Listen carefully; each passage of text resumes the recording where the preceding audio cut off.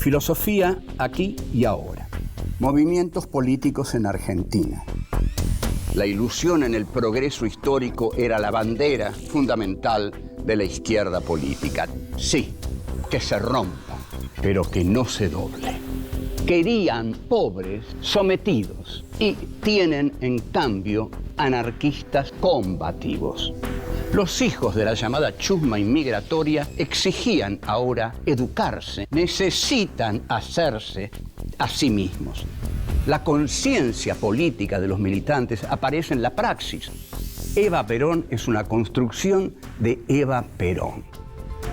El tercer mundo es el que iba a encabezar la lucha contra la opresión.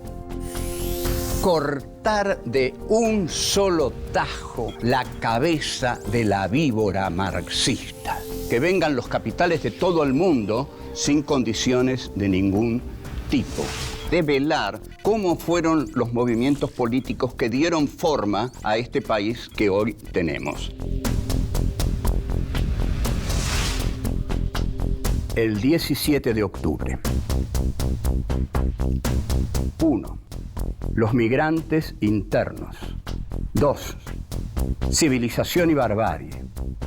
3. Un acto fundacional. 4. Unos cuantos descamisados.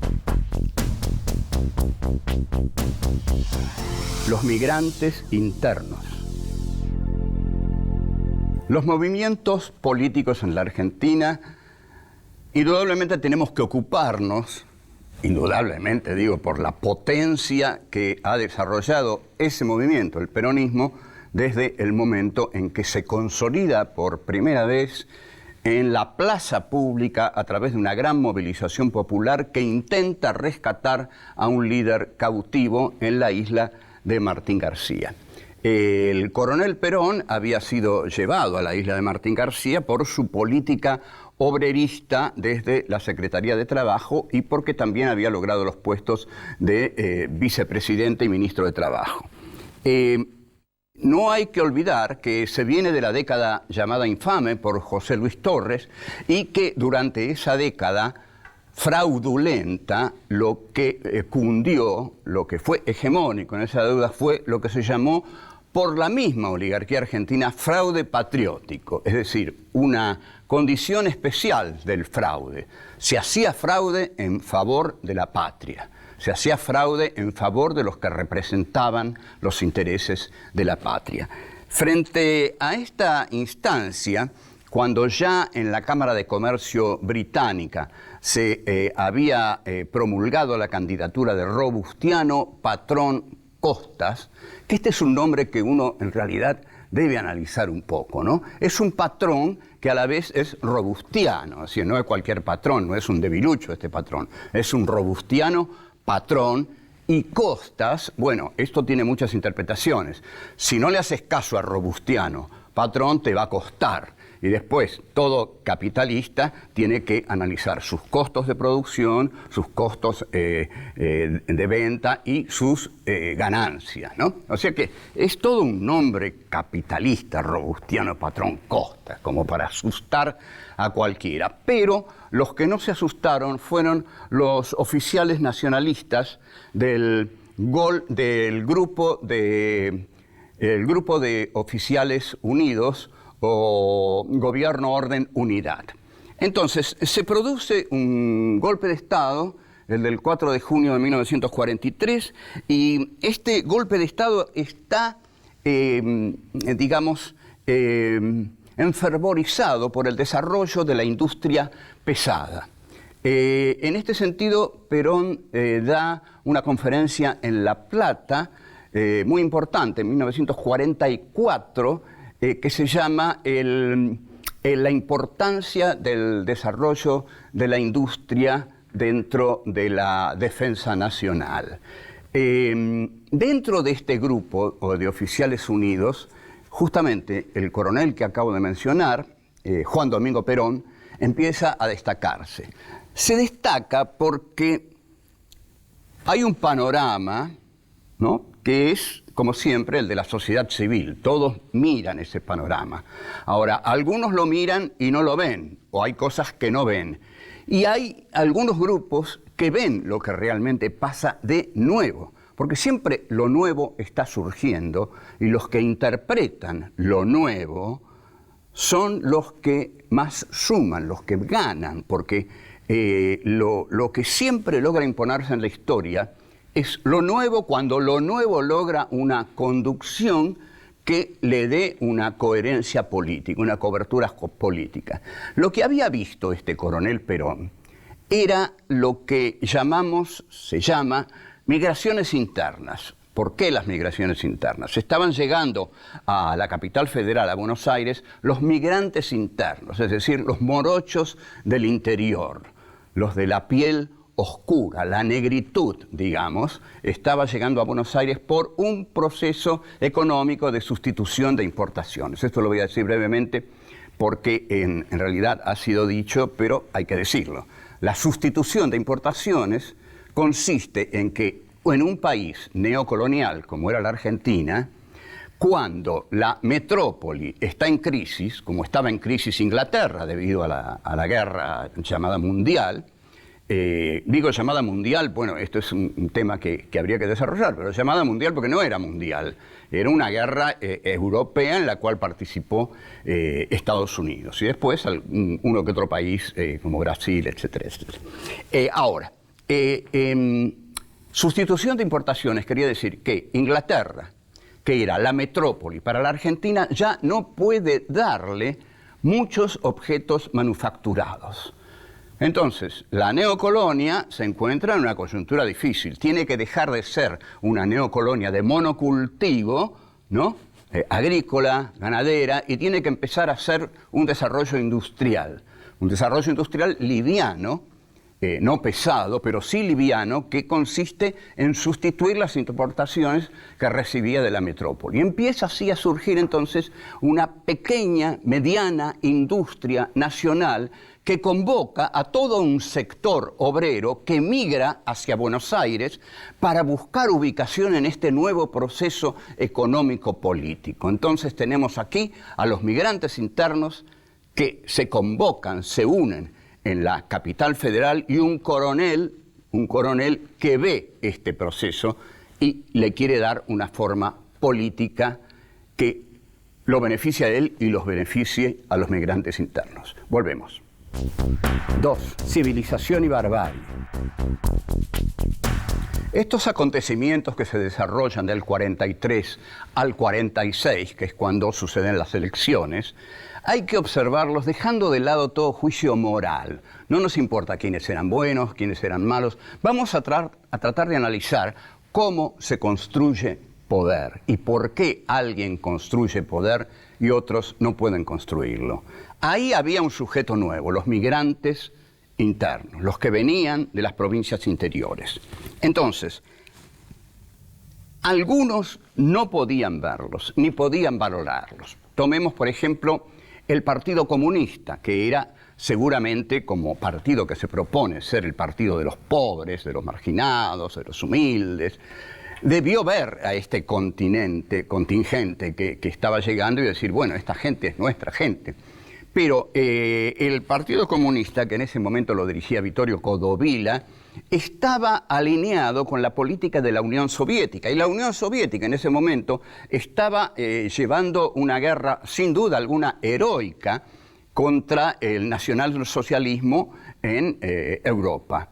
Entonces, para el Partido Comunista Argentino, que era un partido staliniano, que recibía sus órdenes principales del estalinismo, no podía reconocer a estos migrantes porque tenía su mirada puesta en la guerra europea. Entonces, digamos, lo primero para el Partido Comunista era la derrota de los nazis en las tierras de Europa, y así llegaban todos estos contingentes, y primero no los vio por tener la mirada tan lanzada hacia afuera, ¿no?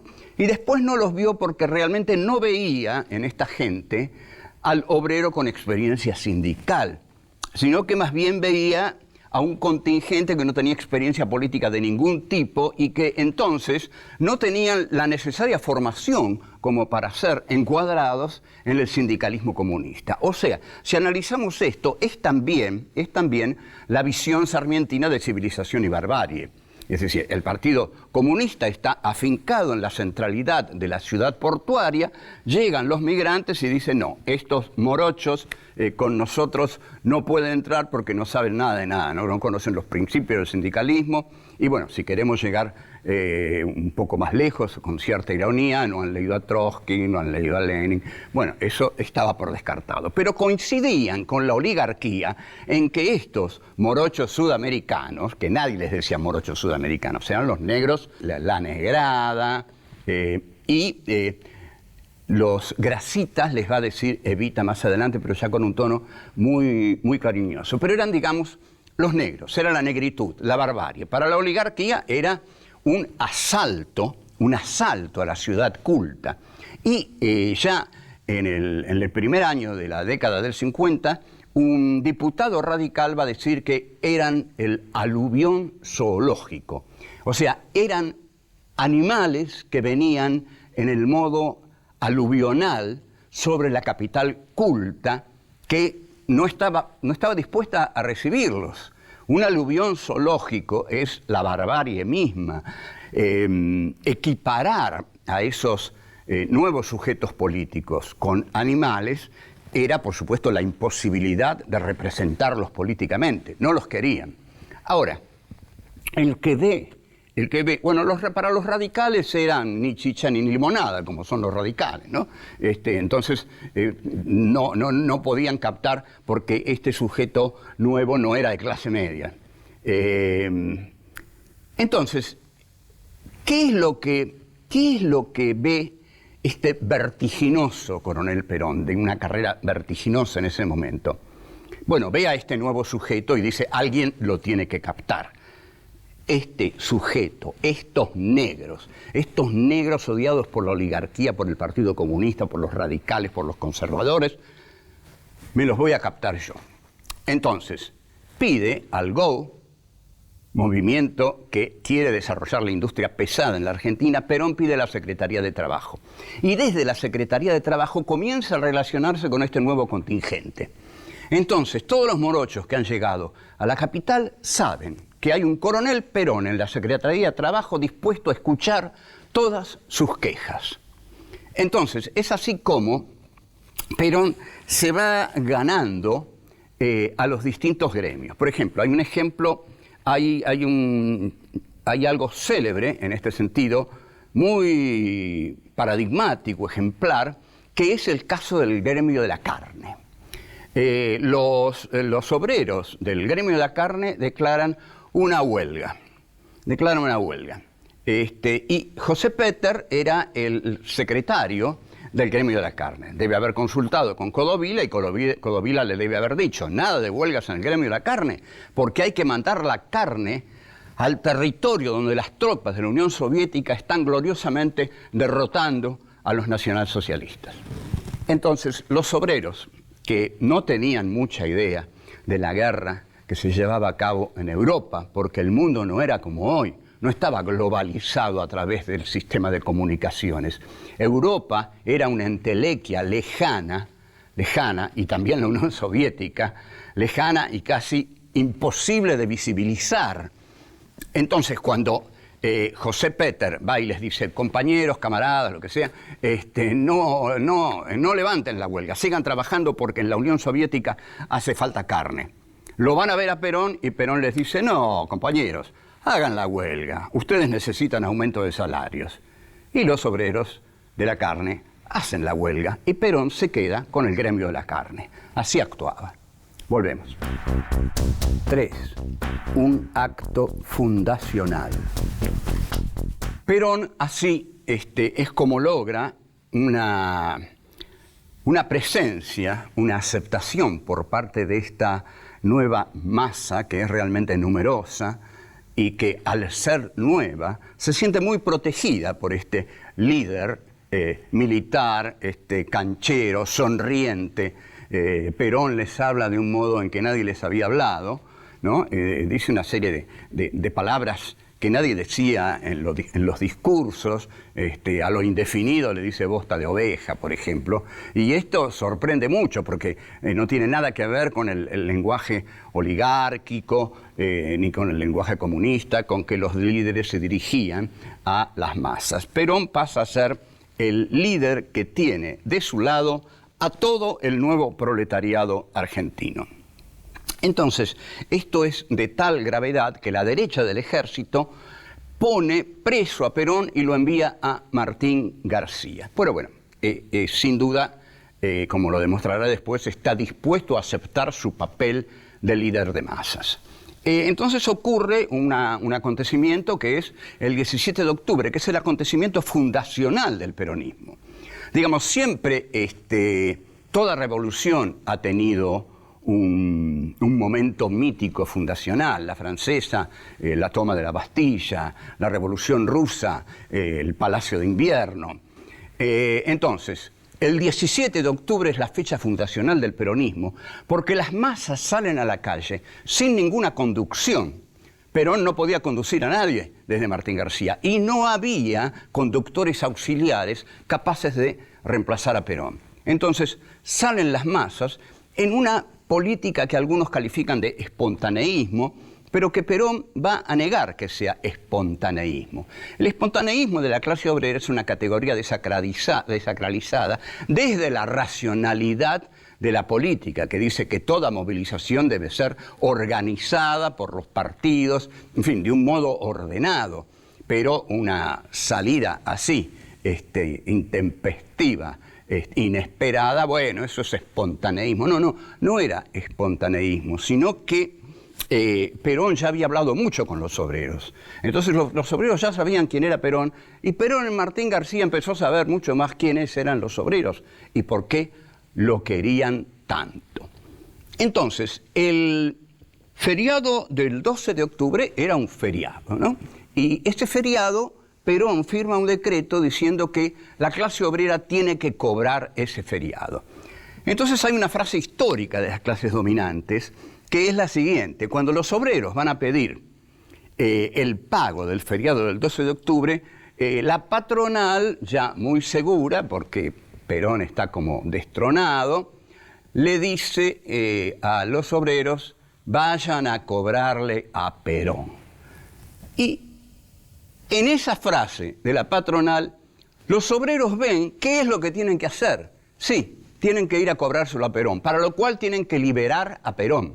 Tienen que pedir la liberación de Perón, primero para cobrar el feriado del 12 de octubre y después para seguir adelante. Entonces salen a la calle. Salir a la calle no es cualquier cosa. En mayo del 68... yo siempre discuto con filósofos de aquí, los que quieren eliminar el sujeto y todas esas cosas, y los estructuralistas, y hay una frase formidable que dice: las estructuras no salen a la calle, los que salen a la calle son los sujetos políticos, y ahí después se arma la estructura.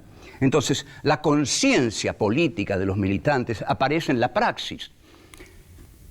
La praxis quiere decir que nos unimos a otros porque compartimos un punto de vista propio que compartimos sobre la realidad.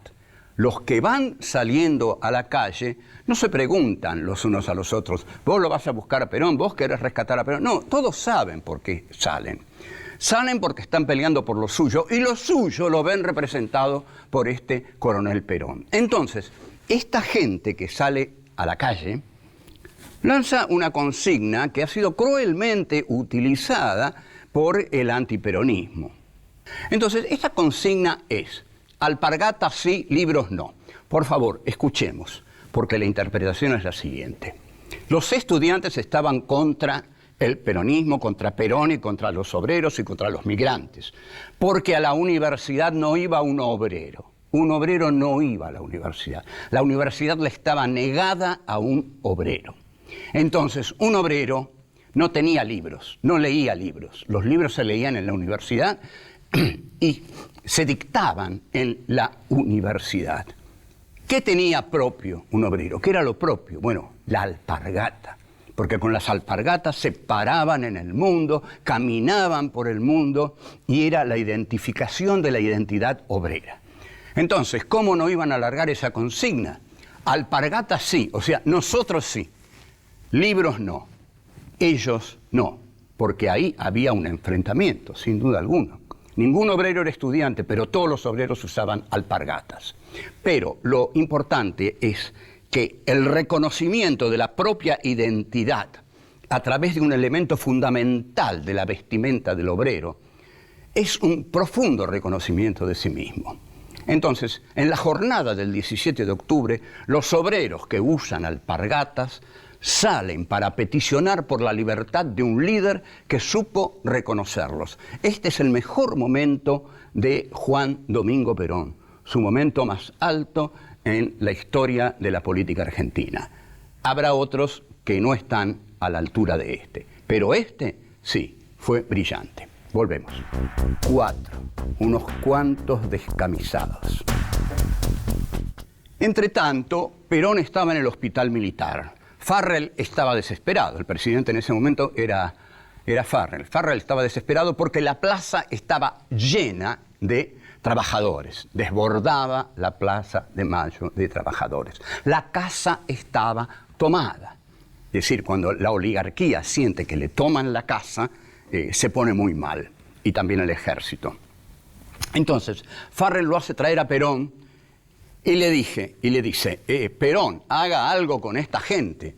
Y Perón le dice, pero general, ¿qué quiere que haga? No sé, pero mándelos a sus casas. Entonces Perón sale al balcón y ahí dice trabajadores, no dice compañeros todavía. Y da un discurso y lanza por primera vez la consigna más desmovilizadora de la historia universal, por decirlo suavemente, que es de casa al trabajo y del trabajo a casa. Como ustedes podrán observar, si los obreros van de casa al trabajo y del trabajo a casa, va a ser muy difícil que hagan una transformación de la sociedad en que viven. Podrán transformar algo en su casa o algo en el trabajo, pero cambiar el orden establecido, no. Los obreros se van, pero ellos, por su parte, lanzan una consigna antipatronal notable.